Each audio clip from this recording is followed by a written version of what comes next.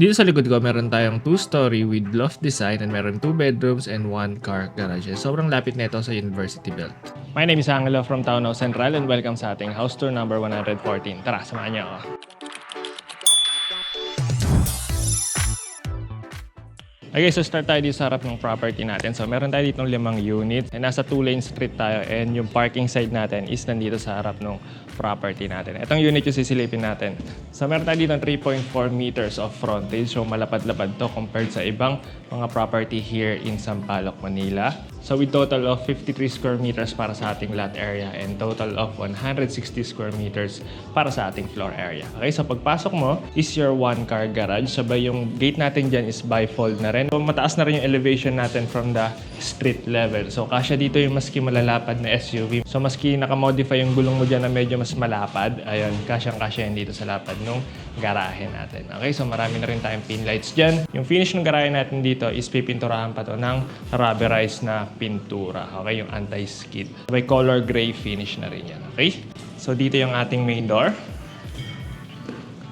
Dapat na rin yung main door natin dyan. Classic yung ating door lock dyan, pati yung pull handle natin. May malaki na rin tayo dito sliding window. Okay guys, so pagpasok mo rin dito from your main door is your main living space. Dito yung living area. Dito yung dining and yung kitchen natin is dun sa side na yan.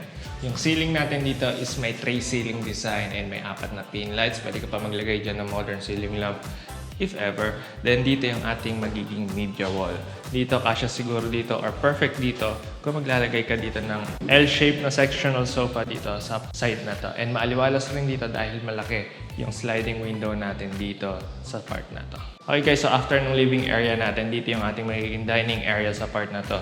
Depende na sa inyo kung gusto nyo dito sa ilalim na hagdan or dito sa part na to. Pero you can fit here a small size na 4 to 6 seater na dining table set. Then sa likod naman nito is yung ating single wall layout kitchen. Meron tayo ditong dual sink. Wala pa tayong backsplash dyan. Pintura pa lang yan. May mga cupboard space tayo and cabinet space dito sa baba. May pull-out drawers na rin tayo dyan. And meron tayo ditong marble finish na granite tiles rin. Okay, ang dami na rin nating outlet dyan. Dito pa lang may 3 na tayo. Also dito may outlet rin tayo dyan. Pin lights natin dito is nandito lang sa part na yan. May 2 tayong pinto dito. Yung unang pinto dito is your powder room lang to.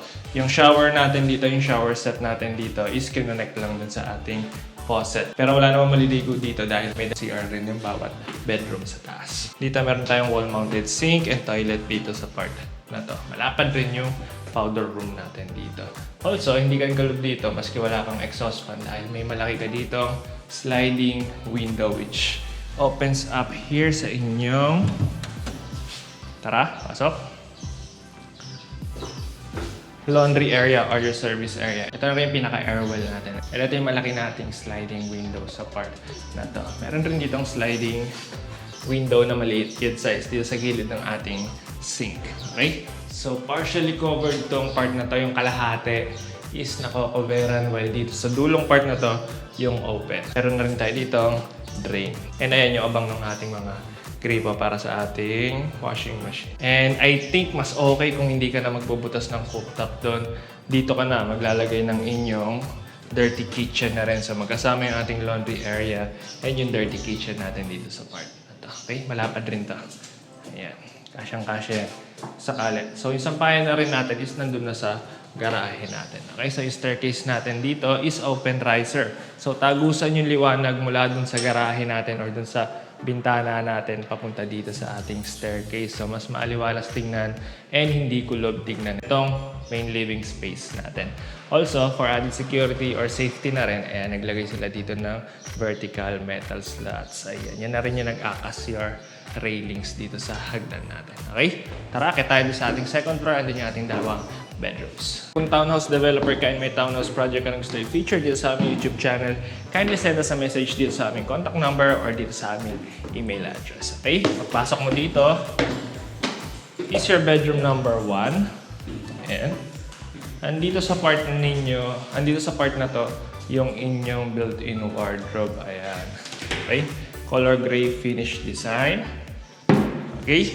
Yung magiging kama ninyo is nandito. Dito nyo ilalagay yung inyong headboard while dito yung inyong magiging media wall sa part na to. Then may bintana rin tayo dito na dalawang owning window which opens up dun sa ating air well. Okay, so medyo basic lang rin yung ceiling natin dyan. May mga pin lights lang tayo dyan. And dito sa likod na part is meron pang maluwag na shower area. Pwede ka dito maglagay ng shower enclosure sa part na to. Luwag na ito.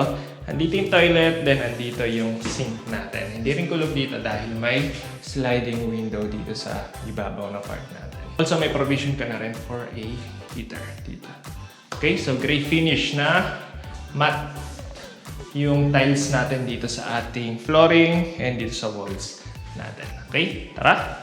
Flooring naman natin dito sa bedroom is vinyl tiles yung flooring natin. Hanggang dito sa hallway papasok dito sa ating master bedroom.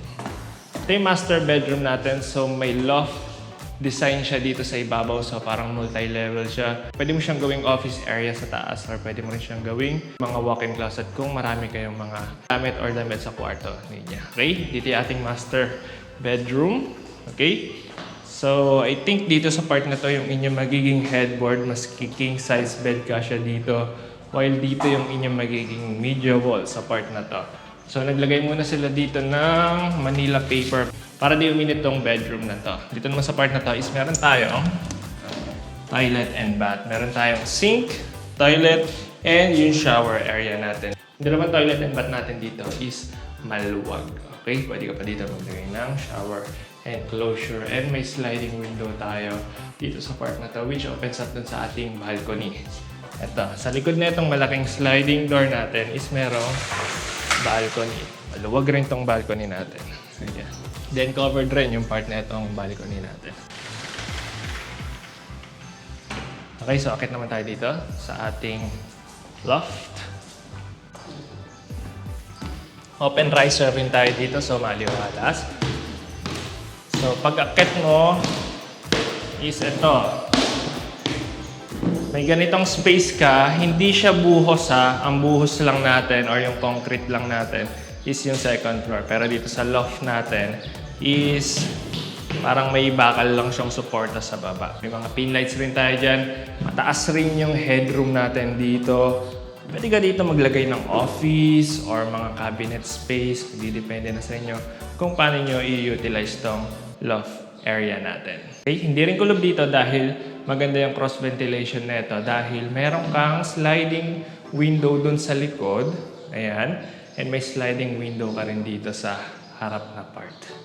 Okay, aside pa dito is may space ka pa dito sa part na to. I think perfect dito if dito yung inyong mga cabinet space sa part na yan. Then dito yung mga office table or study table natin dito sa part na to. Okay, so yun lang para dito sa ating house tour.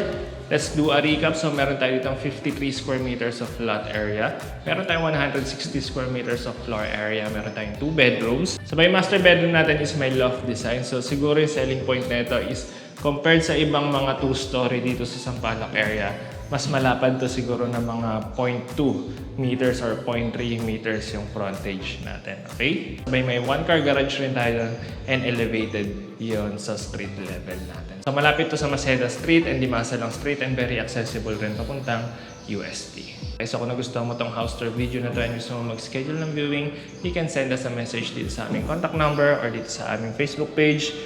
Or pwede nyo rin fill upan yung buyer's qualification form namin dito sa description box para mas ma-prioritize namin kayo.